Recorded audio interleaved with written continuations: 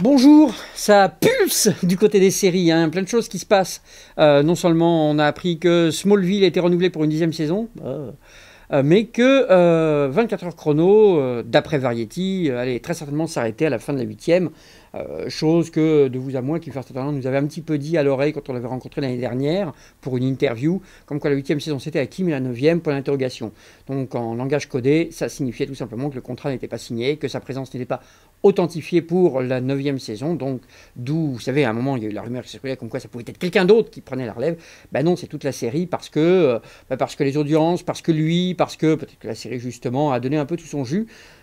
Jusqu'au fait que le film cinéma qui devrait prendre la relève de la série est en cours d'écriture. Donc peut-être que quand d'ailleurs vous verrez ce vidéoblog, l'annonce officielle sera tombée, plus de 24 heures chrono. Bizarre quand même, hein, ça fera une saison dans laquelle deux gros morceaux de la télévision des années 2000 s'arrêteront, Lost et 24 heures chrono. Et je ne parle pas des autres, mais enfin pour l'instant je parle de ces deux-là quand même, parce que tout de même ça veut dire qu'une page se tourne. Une page se tourne, mais justement, je vais revenir sur un article de Hollywood Reporter qui est sorti cette semaine et qui parle de la prochaine page, à savoir de la saison prochaine et des pilotes qui sont en cours de production. Alors qu'est-ce qui est intéressant dans cet article? Tout d'abord le fait qu'il y a plus de pilotes cette année que l'année dernière. Vous allez me dire c'est facile, après la grève des scénaristes, c'est vrai qu'il y a eu quand même un nombre de pilotes très en deçà de ce qui est habitude. Là, cette année, il y a à peu près 83 pilotes qui sont lancés, 74 l'année dernière, 61 en 2008. C'est logique aussi puisque NBC reprend du poil de la bête, a décidé d'arrêter son talk show quotidien et donc remettra des séries à la place. On va y revenir dans quelques instants. Bon, alors l'article donne évidemment énormément de choses, mais moi je retiens quand même deux choses importantes. Tout d'abord, c'est que c'est a priori terminé pour l'instant sur l'âge d'or des séries britanniques adaptées à la télévision américaine. Tous les ans, il y avait vraiment, et on en parlait d'ailleurs ici, un nombre assez considérable de séries britanniques qui étaient reprises par les Américains, adaptées. Pratiquement tout ce qui marchait en Angleterre se voyait adapté aux États-Unis. En tout cas, là, on parle de pilotes, bien sûr, pas notamment de séries qui se retrouvent à l'antenne. Si j'ai mis 83 nouvelles séries, il n'y en aura pas, il n'y en aura qu'une trentaine. Donc dans les pilotes, c'est vrai qu'il y avait quand même un nombre très important de séries britanniques. On se souvient encore de Footballer's Wife, qui devait compter dans son pilote, qui comptait dans son pilote Lucy Lawless. Maintenant, on la retrouve dans Spartacus.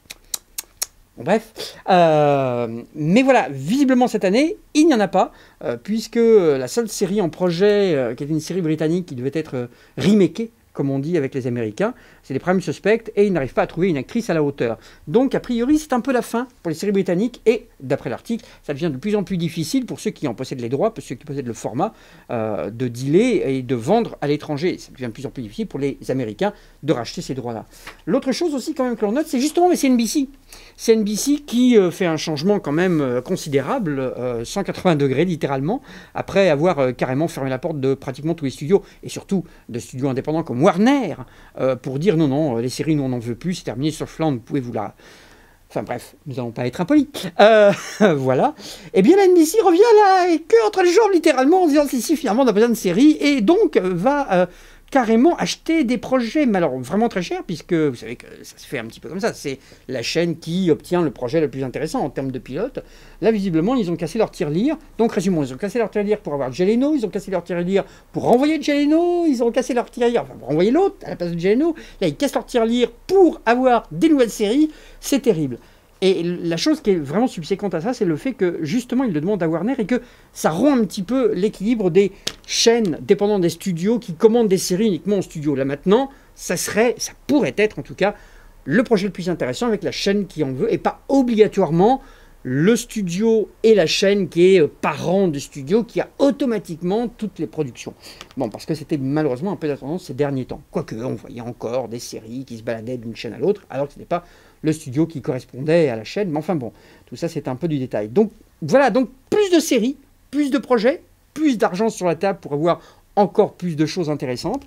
C'est ce que moi je retiens de cette saison des pilotes. Alors, point d'interrogation, qu'est-ce qui va en sortir? Énormément de séries policières, ça on le sait, parce que parmi tous ces projets, les séries un peu fantastiques, science-fiction, décalées, pas des tonnes, ou simplement des séries un peu différentes, il n'y en a pas des tonnes non plus, ça faudra peut-être attendre les chaînes du câble. Mais en tout cas, énormément de séries policières, on va en bouffer encore et toujours pour l'année prochaine. C'est a priori ce qui nous pend au nez, et en attendant les résultats de tous ces pilotes, ça sera au mois de mai. Et nous, avant le mois de mai, rendez-vous au prochain blog.